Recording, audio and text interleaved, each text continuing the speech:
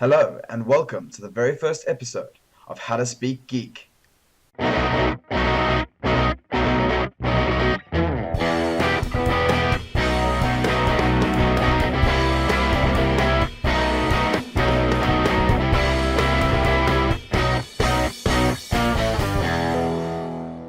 This episode will be covering some general geek terms and some basic knowledge of our language. Some of these terms may even be used by normal people. Normal people. So let's get started then. Geek.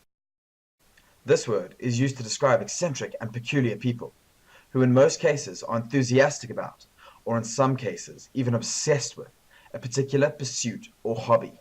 A geek is someone who is generally not very athletic, but rather enjoys things like comic books, video games, board games, and pretty much anything related to them. Geeks are also surprisingly quite social, though less so than non-geeks, and usually only amongst other geeks. The word geek is derived from the Dutch word gek or gek, which means crazy, and was then later used to refer to the strange performers in circuses. The term evolved from here and began to refer to people who did jobs outside of the norm, and has now become the word we hear today, which refers to people who act outside of the norm to pursue their interests. So in short, a geek was the guy who was bullied in high school and now owns Microsoft. Nerd. A nerd is very, very similar to a geek. So similar, in fact, that entire internet wars have been fought over this. A nerd is someone who devotes their life to studying and mastering a particular field, usually in the scientific department, whereas a geek usually switches pursuits whenever they feel like it. Nerds rarely socialize, even preferring to avoid other nerds. Though when confronted with social situations, nerds generally try to fit in, while geeks tend to embrace their weirdness. So in the end, the biggest difference between geeks and nerds is that geeks are just nerds with extra awesome. Normie. A normal person. Ugh. Easter egg. No, not the kind the bunny delivers in all their chocolatey goodness, but rather the kind content creators, software developers, and designers add to their media as a bonus for the user.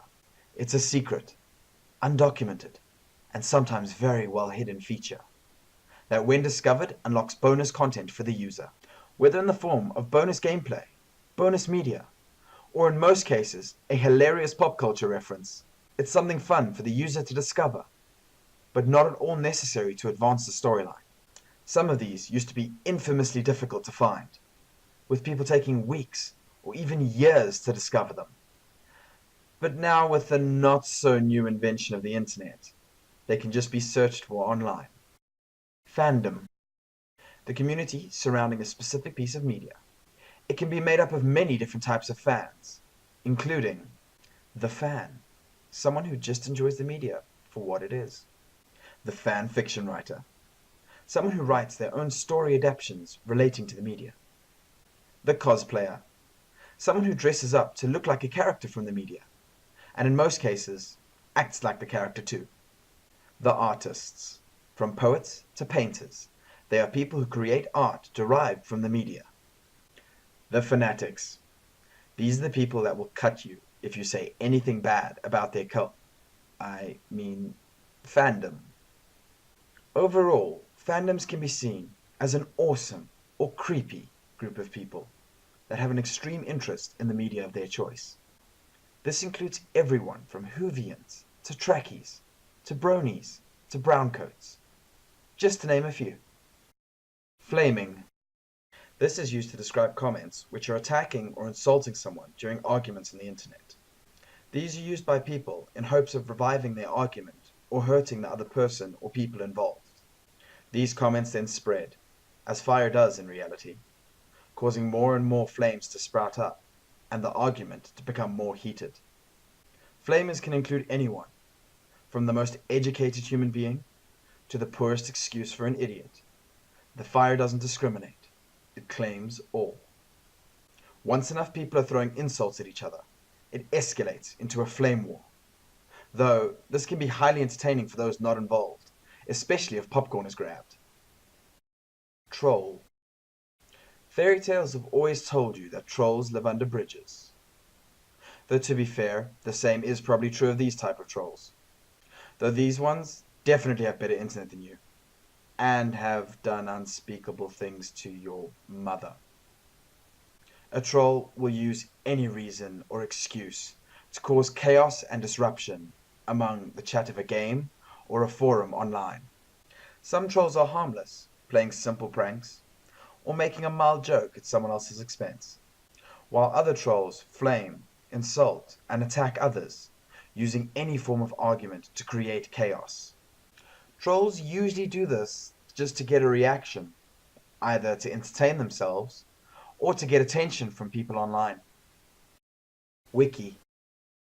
A website that allows users to add and modify content within their browser. This creates an overall collaboration of content, created by users, for users. The most popular example of this is Wikipedia. Most of the content on wikis is factually correct, and is cited from multiple sources, which are generally given at the bottom of the page.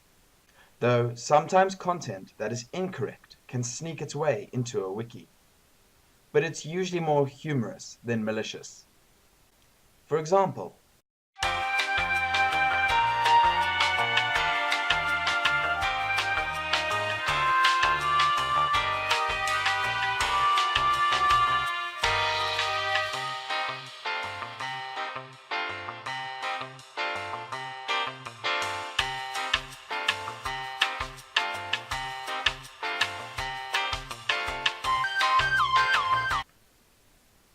the term wiki originates from the Hawaiian word for quickly. Inspired by the Wiki shuttle service in Honolulu, the creator wanted to connect people's experiences, ideas, and knowledge. Though recently, people have begun to think it's from the acronym What I Know Is, as it allows you to share what you know amongst other people. Woot. This word has multiple different spellings, and, like any good geek word, it has an unspecified origin that causes war throughout the internet. Board gamers and role players claim it originated from saying, "Wow, loot," when defeating a powerful enemy and getting some mad loot. They then replaced the term, "Wow, loot," with "woot," to show their excitement at getting their shiny new items. While other online gamers claim it comes from the acronym, "We owned the other team." This is still an expression of excitement, though also slightly a boast that you're better than your opponents. Both of these terms have now evolved to become today's definition of woot. The term is now used in any situation to express joy, excitement, or a victory, and is widely recognized across many parts of the internet.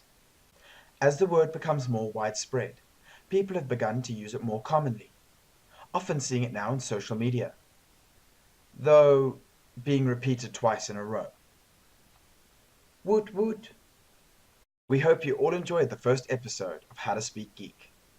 If you did, hit that like button, and if you want to see more, don't forget to subscribe. All of your support is highly appreciated. I'll be seeing you soon, possibly in a Let's Play video in a week or two. Nudge nudge, hint hint. Bonus word, boop.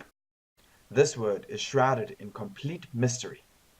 Nobody knows where or when this word came from, but when said, it must be accompanied by affectionately poking something adorable on the nose. TGC, it's a geek thing.